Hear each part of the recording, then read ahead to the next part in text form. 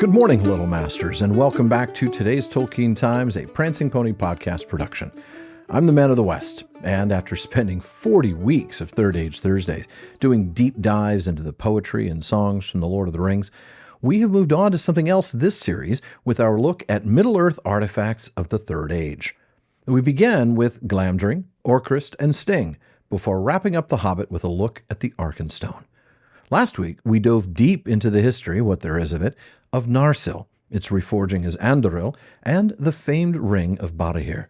This week, let's look at the symbol of royal authority in Arnor, the Sceptre of Annúminas. Now, the Sceptre of Annúminas makes its first appearance in The Lord of the Rings in Book 6, Chapter 5, The Steward and the King. Upon the very eve of midsummer, when the sky was blue as sapphire and white stars opened in the east, but the west was still golden, and the air was cool and fragrant, the riders came down the north way to the gates of Minas Tirith. First rode Elrohir and Elladan with a banner of silver, and then came Glorfindel and Arestor and all the household of Rivendell, and after them came the Lady Galadriel and Celeborn, Lord of Lothlorien, riding upon white steeds, and with them many fair folk of their land, grey-cloaked, with white gems in their hair. And last came Master Elrond, mighty among elves and men, bearing the Sceptre of Annúminas, and beside him, upon a grey palfrey, rode Arwen his daughter, Evenstar of her people. Now, 2 paragraphs later, Aragorn is said to welcome his guests, and then Elrond surrendered the scepter and laid the hand of his daughter in the hand of the king. And that, folks, is it for the appearances of this incredible piece of history in the text of The Lord of the Rings. But you know that's why we read the appendices, right? In Appendix A, the Annals of the Kings and Rulers, in Section 3 on the Númenórean kings, on Eriador, Arnor, and the heirs of Isildur, we read that after Arvedui, the North Kingdom ended, for the Dúnedain were now few, and all the peoples of Eriador diminished. Yet the line of the kings was continued by the chieftains of the Dúnedain, of whom Aranorth, son of Arvedui, was the first. Arahil, his son, was fostered in Rivendell, and so were all the sons of the chieftains after him. And there also were kept the heirlooms of their house, the ring of Barahir, the shards of Narsil, the star of Elendil, and the sceptre of Annúminas. Now, we've talked about a couple of those things last week, the ring of Barahir and the shards of Narsil. But getting back to the Sceptre of Annúminas, it's in a footnote to the passage that I just read that we learn the most about the scepter itself. There we read that the scepter was the chief mark of royalty in Númenor, the king tells us.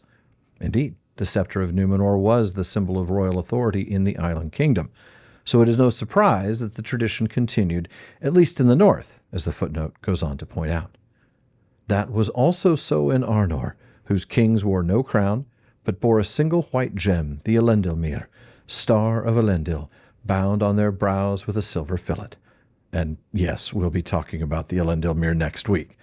The note continues, explaining a bit about the crown, given that we just read there's no crown here. In speaking of a crown, Bilbo no doubt referred to Gondor. He seems to have become well acquainted with matters concerning Aragorn's line. Indeed he has. Going back to the Sceptre of Númenor, the royal symbol of authority there, the footnote explains that it is said to have perished with Ar-Pharazôn. Or maybe it's just buried in the halls of the Forgotten, where Ar-Pharazôn's men are taking turns whacking him over the head with it for getting them into this. But the Sceptre of Annúminas is an entirely different scepter, we're reminded.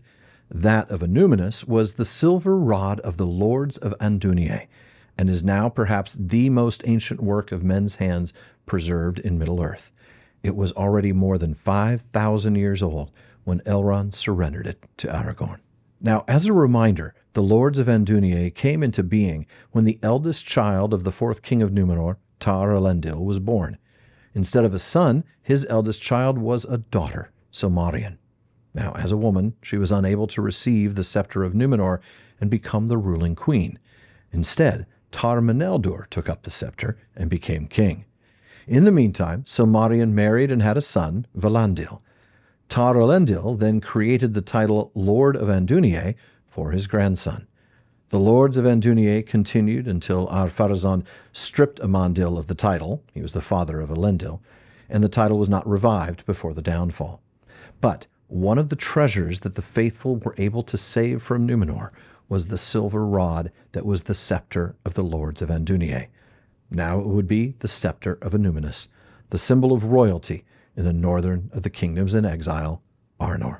Now, as we read earlier, after Arvedwy's death, the scepter and other heirlooms were kept in Rivendell. Even after telling Aragorn who he really was, and giving him the shards of Narsil and the Ring of Barahir, Elrond didn't give him the scepter. The test will be hard and long. The Sceptre of Annúminas I withhold, for you have yet to earn it. And that makes the reading in the text that we looked at earlier today so much more powerful. Aragorn has passed the test. Elrond brings and surrenders the scepter to Aragorn, who is now king of both Gondor and Arnor. And while the scepter represents the kingship of Arnor, the kingship of Gondor is represented by the crown. We may get a chance to talk about that next week before we move on to the Elendilmere. For now, though, folks, that wraps it up for Third Age Thursday. Thank you for joining me. Be sure to come back tomorrow as we continue the story of Tuor and his coming to Gondolin on First Age Friday. Check out patreon.com/Tolkien Times to learn how you can support the show, get an ad-free feed, join my content council, get a bonus weekly episode, and more. Podcast listeners, please be sure to subscribe to the show in your podcast apps. For those on YouTube, subscribe to the channel to get all of the PPP productions. And be sure you're following @PrancingPonyPod on all your social media. Finally, as Faramir says, go with the goodwill of all good men.